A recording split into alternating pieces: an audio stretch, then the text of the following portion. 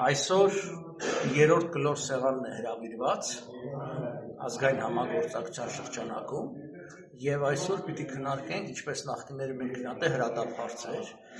եւ նաեւ հարցեր, որոնք ունեն ավելի ռազմավարական նշանակություն։ Ռազմավարական հարցերից պիտի քննարկենք սահմանադրության վերաբերյալ եղած առաջարկները, որ իշխանությանը ներկայացվել են տարբեր ժամանակաշրջանում եւ դա անտեսվել է, որով մենք պիտի ցույց տանք, որ այս իշխանությունը խոսելով ժողովրդավարության մասին ըստ էության հակաժողովրդավարական է եւ խախտում է բազմաթիվ օրենքներ։ Բացի այդ, բնականաբար պիտի անդրադարձ լինի վերջին իրադարձություններին, մասնավորապես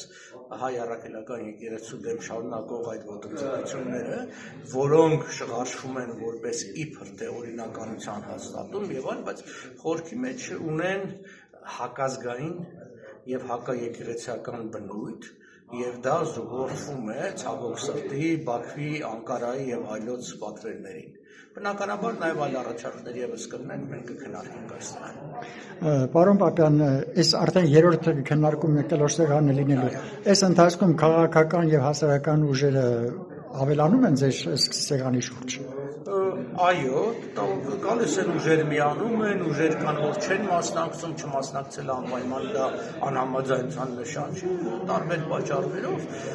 բնականաբար ինքնին խնդիրը ունենալ մի միջուկ, մի առանցք, որի շուրջ կլինի այս մտքերի փոխանակումը, որովհետև հասկանալի է, որ իշխանությունը օգտագործում է իր բոլոր լծակները եւ բոլորի դեմ եւ դրա դեմ կարելի է հակակշռել, դիմակայել ժողովրդավարական ձևով, դա որոշակի համախմբվածության չի նշանակում, որ այս սեղանի շուրջ նստած բոլոր մարդիկ կիսում են բոլոր խնդիրները կամ բոլոր մոտեցումները, հիմնական սկզբունքը հետևյալն է քննարկել այն հարցերը, որոնք բոլորի համար մտահոգիչ են եւ ընդհանուր են եւ խնդրալույց հարցերից առայժմ խուսափել եւ քննարկումների միջոցով հենց բացահայտել թե ինչ ընդհանուր կետեր կան։ Տարվում է մասնավորապես օրինակ առաջի հանդիպումը նվիրված է սահմանադրության փոփոխության պարտադրանքին դրսից։ Մենք բոլորս կողմ ենք սահմանադրության փոփոխությանը, մենք ունենք մոտեցումներ, հենց այսօր նաեւ դրան է նվիրված լինելու մի մասը, բայց մենք չենք ընդունում արտաքին ուժերի կողմից դրա պարտադրանքը եւ համաձայնեցումը այդ բոլոր քայլերը թշնամու հետ։ Պարոն Պապյան, քաղաքական ուժերի մեծամասնությունը կամ որոշ քաղաքական ուժեր այժմվանից պատրաստվում են 26 թվականի կայանալիք ընտրություններին։ Ինչ է կարծում ընտրությունների միջոցով, եթե չկա ընդհանուր միախմբում, հնարավոր է իշխանափոխություն Հայաստանում։ Եթե մենք նայում ենք նախադեպերին, ցավոք սրտի նման նախադեպ չի եղել Հայաստանում երբեք ընտրության միջոցով իշխանություն չի փոխվել։ Ներառյալ Նիկոլ Փաշինյանը, երբ որ կանգնում ասում են դե ընտրյալ, չգիտեմ, վարչապետ, այսքան քվեր ստացած, ինքը ստացել է, երբ որ ինքը արդեն վարչապետ էր եւ կես տարուց։ Ինչպես օրինակ ժամանակին Քոչարյանը, երբ որ կես տարի վարչապետ նախագահ էր, հետո ընտրությամբ քվեներ ստացավ կամ ինչպես օրինակի համար դեռ սովետական շրջանում Գերագույն սովետի падգամավորը ընտրված Լևոն Տեր-Պետրոսյանն էր եւ այլն, այդ ամբողջը կա, այսինքն նախադեպերը բացասական են, բայց մենք ամեն ինչ պիտի անենք, որ ստեղծենք այդ նախադեպը, իշխանությունն էլ դիմում է ամեն տեսակի անօրինական միջոցների եւ քանի որ ըստ էության տեղի ունեցել կուսակցության, անգամ ես կասեի մեկ անհատի կողմից Հայաստանում իշխանության զավթում, որը իդեպ ամենամեծ մեղադրանքն էր Նյուրնբերգում նացիստական կուսակցությանը։ Շատերին թվում է, որ հիմնական մեղադրանքը հոլոկոստն է եղել, ոչ, այլ եղել է մեկ կուսակցության կողմից իշխանության զավթումը պետական ապարատը այսօր դա է տեղի ունենում։ Մենք այսօր տեսնում ենք, չէ, որ ամբողջ իրավապահ համակարգը, դատախազություն, դատարանները պարզապես իշխանության պատվերն են կատարում եւ ըստ էության իրենք խոսալով ժողովրդավարությունից շատ հակաժողովրդական քայլեր են իրականացնում։ Մենք վերադարձել ենք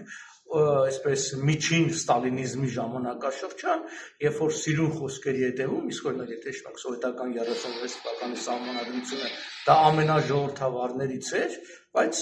ինքը երկիրը ոչ ժողովրդավարն էր, այսօր Հայաստանի հետ է կատարվում։ Մենք ամեն պարագային մենք ամեն ինչ պիտի անենք, հենց այս կլոր սեղանը նվիրված է նրան, որպեսզի որոշակի համախմբում տեղի ունենա եւ ժողովրդավար ճանապարհով իշխանափոխություն տեղի ունենա։ Քաղաքական ուժերը, կլոր սեղանի մասնակից քաղաքական ուժերը միացնաբար որևէ հայտարարություն կոչ մյուս քաղաքական ուժերի միավորվելու ասենք մեկ տեխնացուով մասնակցելու նման նպատակ չունեք ծրագիր։ Դա դեռևս շատ հում հարց է, պիտի մոտենա, տեսնենք ընդհանրապես ինչ տեխնացուներ կլինեն, արդեն մի քանիսը առաջադրվել են տարբեր խմբերի կողմից, պիտի հասկանանք նա այդ միասնություն չէ, որ ինքնանպատակ չի միասնությունը կամ անհատի շուրջ այդ ընդհանուր միասնությունը, պիտի լինի գաղափարական միասնություն։ Մեզ համար ամեն ինչ շատ հստակ է եղել, մնում է հետևյալ ձևով, որ Նիկոլ Փաշինյանի կամ պաշտոնանկություն անցումային շրջան, այստեղ շատ կարևոր է անցումային շրջանը մեզ համար, հետո արդեն ժողովրդավարական ընտրություններ, որտեղ երբ որ մենք ունենք իրավիճակ, երբ որ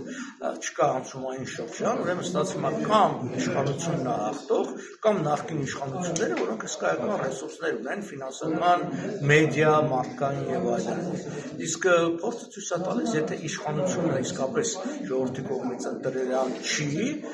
երկրներ պարտություն են կրում։ Ժողովրդավարության ուժը հենց նրա մեջ է, եթե իսկապես դա գործում է, եթե կեղծ ժողովրդավարությունը, դա հաճախ ավելի վատ է կեղծ ժողովրդավարությունը, քան ուղիղ բացահայտ բռնատիրությունը։ Շնորհակալություն։